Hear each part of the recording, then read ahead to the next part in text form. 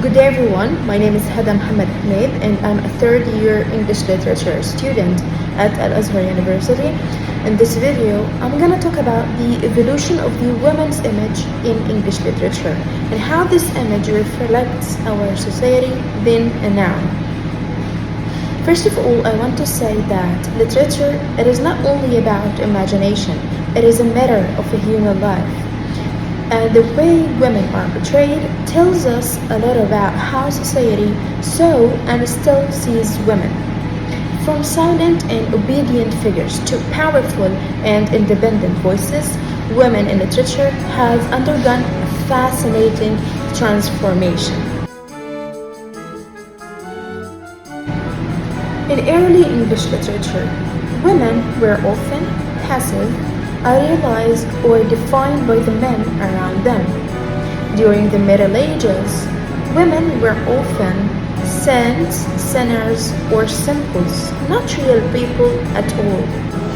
Think of works like Beowulf or the Canterbury Tales written by Geoffrey Chaucer. Women appear but rarely speak for themselves.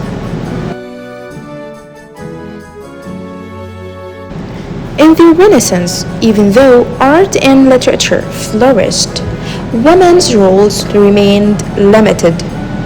In Hamlet, Ophelia obeys her father and her brother, and her silence leads to her tragedy.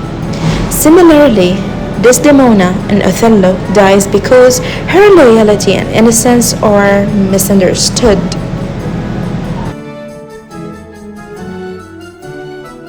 The 19th century marked a turning point. The world was changing. Industrialization, education, and social reform movements gave women more visibility. Writers like Jane Austen began to create female characters who were independent thinkers.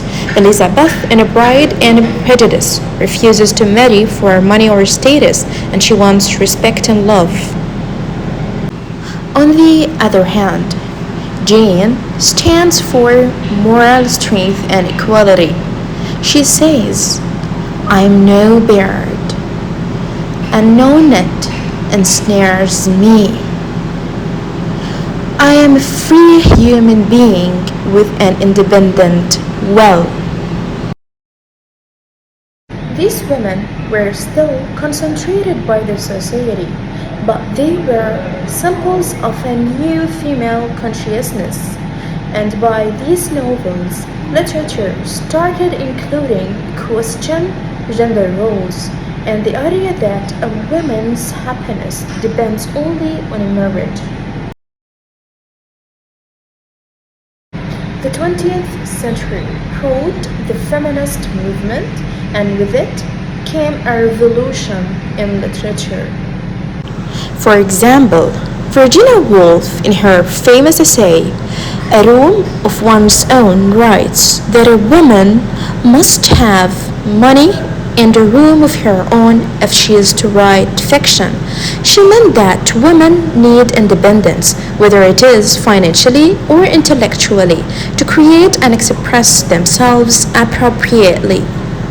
In the second half of the century, women like Maya, Tani, and Margaret reshaped literature to include issues of race, identity, and freedom.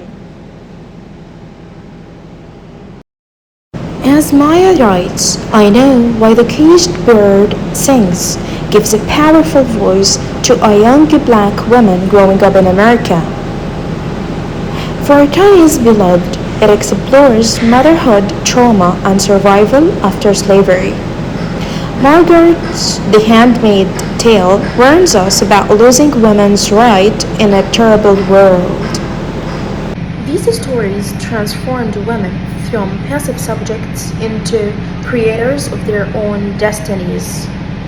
Now, if we look at literature today, we can see how far we have come, but also how further we need to go.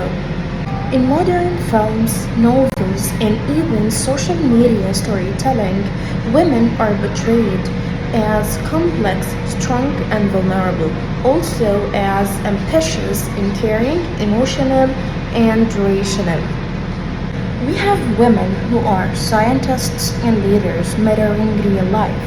Yet, in many societies, women still face stereotypes, expectations about beauty, roles, and behavior.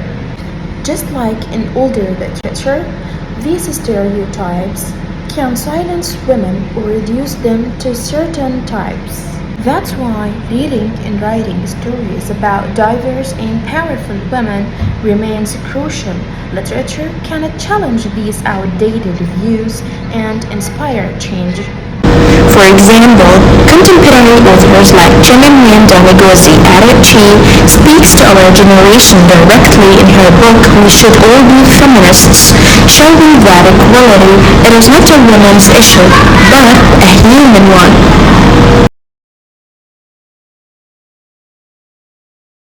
In Palestinian, Arab, and global literature alike, women writers use their words as a form of resistance, proving that storytelling itself is a form of strength. As a Muslim girl, I feel proud that Islam was the earliest system to clearly define women's right to protection, to education, inheritance, dignity, and ownership. At a time when many societies, including those reflected in early English literature, portrayed women as passive and voiceless, Islam gave women legal identity, responsibilities, and value as individuals. To me, this shows that the conversation of women's rights it is not something modern or newly discovered, but it has a long meaningful roots, whether it is spiritually or culturally. When I compare the growth of women's representation in literature with the values that I was raised with, I notice a shared message that women deserve respect and a voice of their own. This connection helps me understand women today, not as literary figures or symbols, but as individuals with full human depth and essential to society. These stories remind me that every voice in this world matters, especially the women's voices that were once silenced.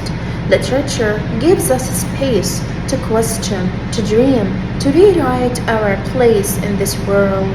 So, to conclude, the journey of women in literature, it is not only about characters, it is about us. From being written about to writing their own stories, women in literature have turned the page of history.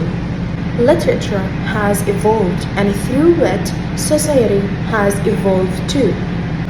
From silence to voice, from object to subject, from being seen to being heard, the story of women in literature continues every time a woman writes, reads, or speaks her truth. Do you think that literature still influences how women are seen in our society today?